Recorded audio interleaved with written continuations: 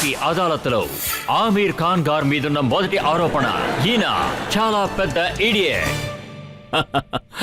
అమీర్, ప్రజలందరూ మిమ్మల్ని ఎంతగానో కోరుకుంటున్నారు. అందరికీ మీరంటే ఒక గౌరవం కూడా ఉంది. కానీ ఫిలిం ఇండస్ట్రీలో ఉన్నవాళ్ళు, క్రిటిక్స్గా ఉన్నవాళ్ళు మీరొక పిచ్చోడని నాకు ఎప్పుడూ చెప్తూనే ఉంటారు. ఈయన చాలా మ్యాడ్ అని చెప్తూ ఉంటారు, చాలా వ్యత్యాసమైన వాళ్ళు చెప్తూ ఉంటారు. కొంతమంది అయితే మీకు స్క్రూ లూస్ అయిందని చెప్తూ ఉంటారు.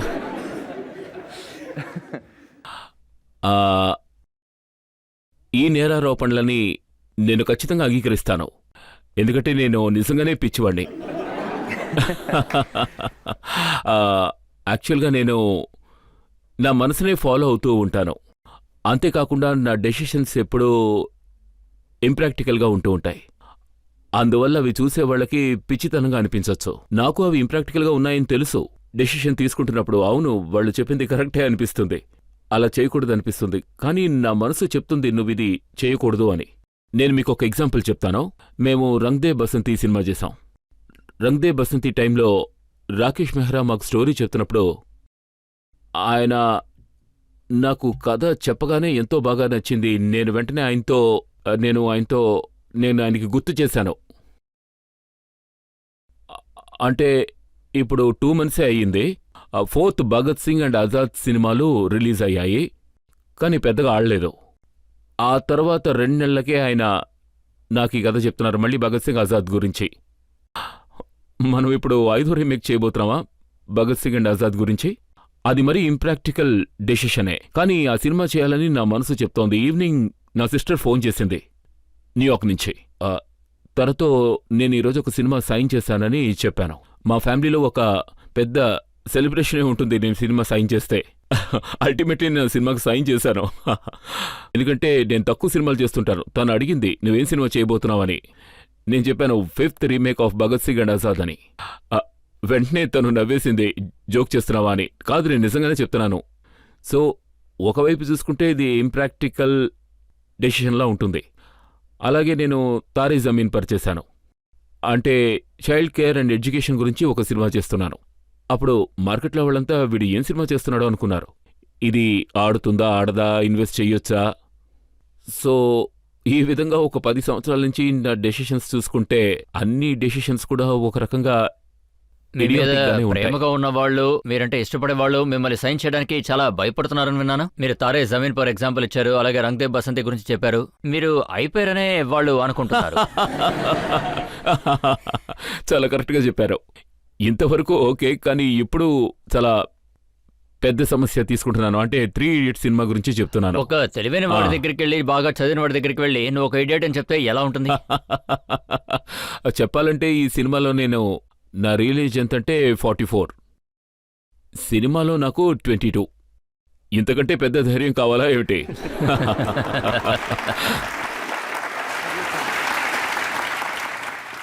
సో ఒక పెద్ద స్టూపిడ్ డెసిషనే తీసుకున్నాం. ఏం జరుగుతుందో చూద్దాం, మీరే చెప్పండి.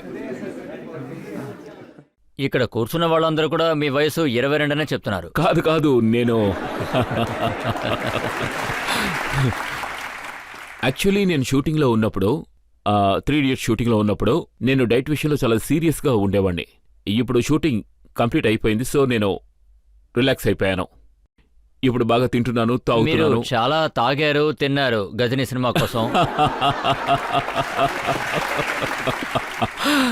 తాగి తిన్న తర్వాత బాగా కొట్టారు.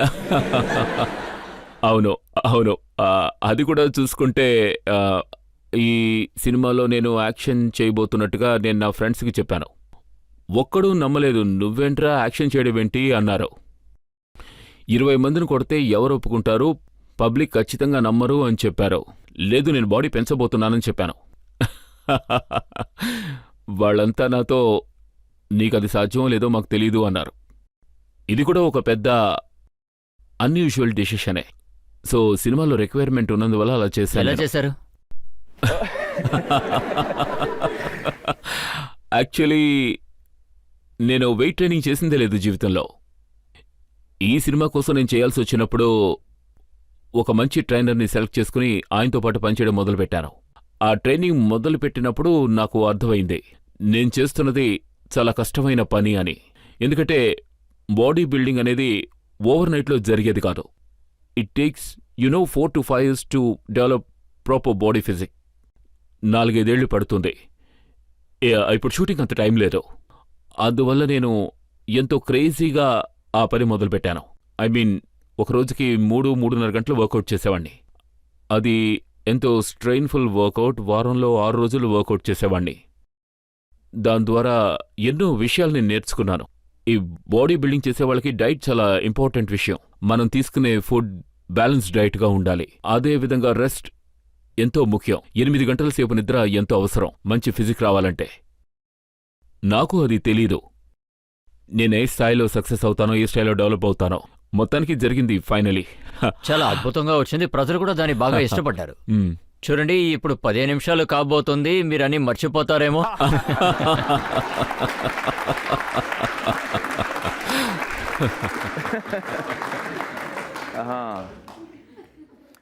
మీకు చెప్పాలి రజిత్ గారు, ఇది చాలా ముఖ్యమైన విషయం. అంటే మైండ్ అనేది చాలా విచిత్రమైంది. నేను ఈ గజనీ సినిమా చేస్తున్నప్పుడు అంతకుముందు నా మెమరీ కరెక్ట్గా ఉండేది, చాలా షార్ప్గా ఉండేది. కాదు, నేను జోక్ చేయడం లేదు. గజనీ సినిమా చేసిన తర్వాత నా మెమరీ బాగా వీక్ అయిపోయింది. అంటే కొంతమంది పేర్లు గుర్తుండడం లేదు. నేను కార్ డ్రైవ్ చేస్తున్నప్పుడు బయలుదేరిన వెంటనే ఎక్కడికి వెళ్తున్నాం అనేది కూడా మర్చిపోతున్నాను. నేను ఫోన్ చేసి మాట్లాడుతుంటే ఇంకెవరో మాట్లాడేవారు. అప్పుడే చూసేవాడిని ఎవరికి ఫోన్ చేశాను నేను అని. సో ఇవన్నీ జరిగాయి. ఆ పేర్లన్నింటినీ మీరు ఒంటి మీద రాసుకోలేదా ఏంటి? ఇప్పుడు ఇంక అదొకటే చేయాలనుకుంటాను. మీరు ఇలాంటి సినిమాలు చేయడం మొదలుపెట్టినప్పటి నుంచి, అంటే లగాన్ నుంచి, ఆ టైంలో చాలా వ్యత్యాసమైన సినిమాలే రన్ అయ్యేవి. అంటే ఫ్యాషనబుల్ సినిమాలు. చాలా సినిమాలు స్విట్జర్లాండ్ లో షూట్ చేసేవాళ్ళు. ఇక్కడే షూటింగ్లు జరిగేవి. హీరోయిన్ చాలా మోడర్న్ గా ఉంటుంది. ఆ టైంలో లగాన్ చేయాలని మీరు నిర్ణయించుకున్నారు. అప్పుడు ఖచ్చితంగా మిమ్మల్ని అడుగుంటారు కదా, ఎందుకు ఇలాంటి టైంలో ఈ సినిమా చేస్తున్నామని? కాదు, ఎంతో మంది చెప్పారు.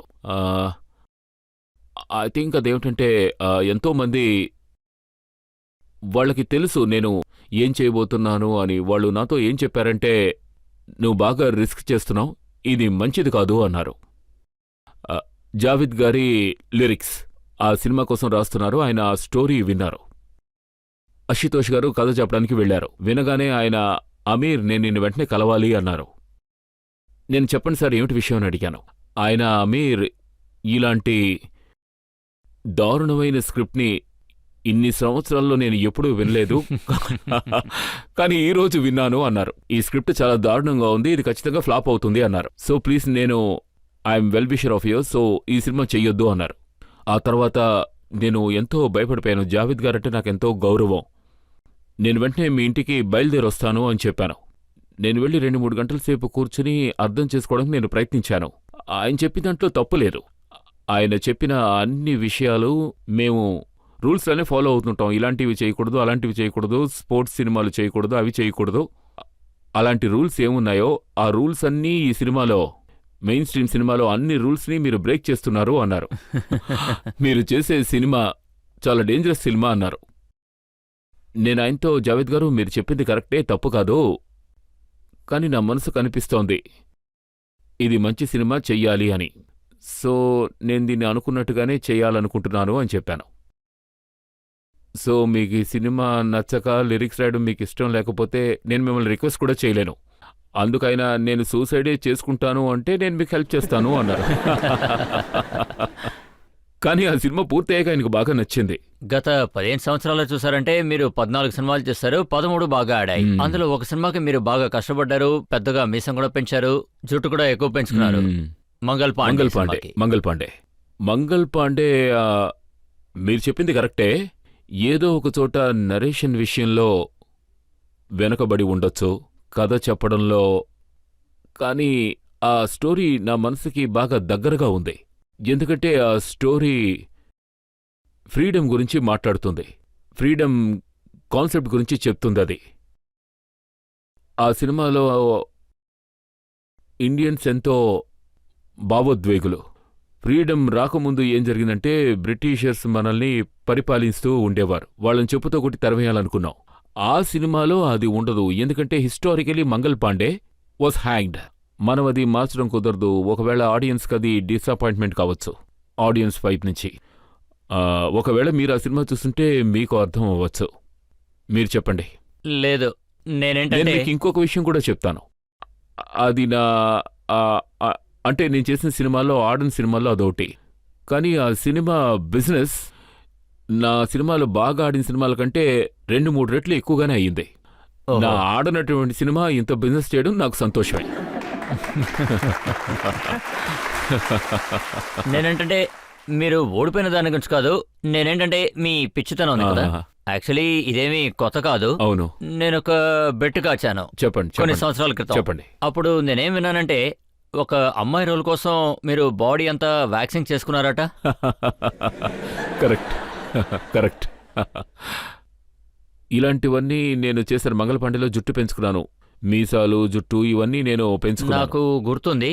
ఆ అవును, సినిమా పేరు అవును. గులాం. ఆ సినిమాలో మీరు పరిగెత్తే ట్రైన్ ముందు జంప్ చేసి చివరి నిమిషంలో ఎస్కేప్ అయ్యారట. Correct correct. అది చెప్పాలంటే నా పిచ్చితనమే. యాక్చువల్లీ నేను అటువంటి పని చేయకూడదు. ఇలాంటివి మీరు అసలు ఎన్ని చేశారు? రాజా హిందుస్థానీ సినిమాలో మీరు వోడ్కా చాలా ఎక్కువ తాగారు, మామూలుగా అయితే మీరు ఎక్కువగా తాగరు. అవును, అలాంటి సీన్ ఉంది. బాగా తాగేసి వచ్చి ఆ రాజా అనే క్యారెక్టర్ ఎమోషనల్ అవుతాడు. బాగా తాగొచ్చి పార్టీలో అందరి ముందు. అంతకుముందు నేను ఎప్పుడూ తాగిందే లేదు. సో తాగకుండా ఈ సీన్ ఎలా చేయాలని ఆలోచించాను. నాకంత కాన్ఫిడెన్స్ లేదు. ఒక దారుణమైన షాట్ ఇవ్వకూడదని నేను ఆలోచిస్తూ ఉంటాను. ఒకవేళ ఒకడు తాగితే, జీవితంలో నేను ఒక్కసారి కూడా తాగిందే లేదు. నేను ఆ సీన్ ఎలా చేస్తానో నాకు అర్థం కాలేదు. నేను డైరెక్టర్తో చెప్పాను, నేను ఓ పని చేస్తాను, తాగేస్తాను అని. అందువల్ల అలా తాగడం చేత మత్తు అదే ఎక్కిపోతుంది. ఆ తర్వాత యాక్ట్ చేయవలసిన అవసరమే ఉండదు అని. తర్వాత పని కూడా తేలికైపోతుంది కదా. కానీ ఆయనకేమో భయం, మీరు తాగి 3వ గ్లాస్ తర్వాత తాగి ఫ్లాట్ అయిపోయారంటే ఆ తర్వాత షూటింగ్ ఎలా చేసుకోవాలి అని అడిగారు. సరే తాగండి, ఏం జరుగుతుందో చూద్దామన్నారు. మీరు నమ్మరు, ఒక ఫుల్ బాటిల్లో బ్యాలెన్స్ ఇంతే ఉంది. అంతా తాగేశాను. రోజు మొత్తం షూటింగ్ జరిగింది. షూటింగ్ ఏమో ఒక 8 గంటల పాటు జరిగింది. ఎవ్రీ హాఫ్ అన్ అవర్కి ఆ కుర్రాడు ఆ గ్లాస్ తీసుకొచ్చి ఇచ్చేవాడు. తర్వాత అంటే మొదటి 2 గ్లాసులు నేను తాగిన తర్వాత నాకు వాంతొచ్చింది. ఎందుకంటే నాకు అలవాటు లేదు. I was not use to it. ఆ టేస్ట్ పులుపుగా వగరగా ఉంది. నా బాడీకి అది అలవాట్లేదు కదా. ఇప్పుడు బాగా అలవాటైందా? లేదు, ఇప్పటికీ అలవాటు అవ్వలేదు. ఆ తర్వాత మీరు మొదలు పెట్టలేదా? లేదు, నేను అలాంటి విషయాలకి దూరంగానే ఉంటాను వీలైనంత వరకు. మీరు ఎన్ని పిచ్చి పనులు చేశారు కదా. అవును.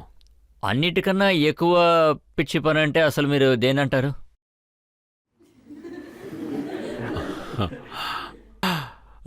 మీకేమనిపిస్తోంది? గజనియా? అవునా? అన్బిలీవబుల్గా ఉందా? కానీ అందులో పిచ్చితనమే ఉంది. లేకపోతే మీరు మీకు తగిన క్యారెక్టర్ ఇంకా రాలేదని అనుకుంటున్నారా? కాదు, ఐ థింక్ నేను తీసుకునే డెసిషన్స్ అన్నీ సినిమాల్లో డిఫరెంట్గానే ఉంటాయి.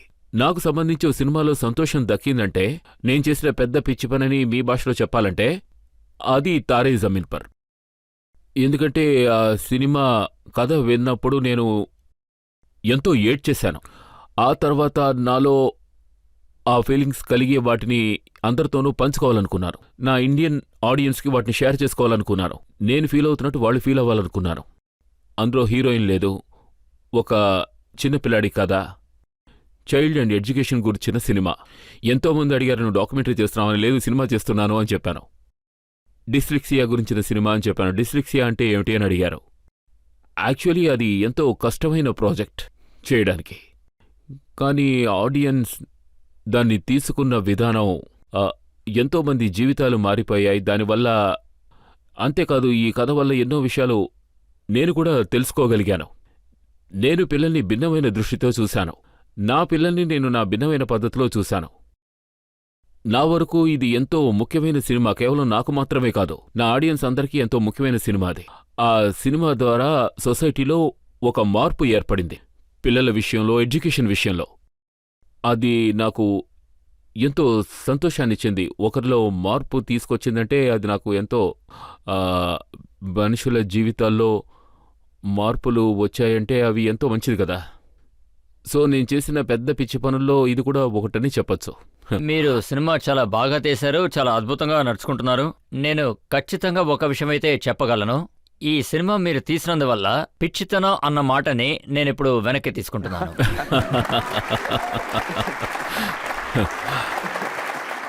మీ అది కెరియర్లోనే ఇలా వెనక్కి తీసుకోవడం ఇదే మొదటిసారి అనుకుంటాను. అవును.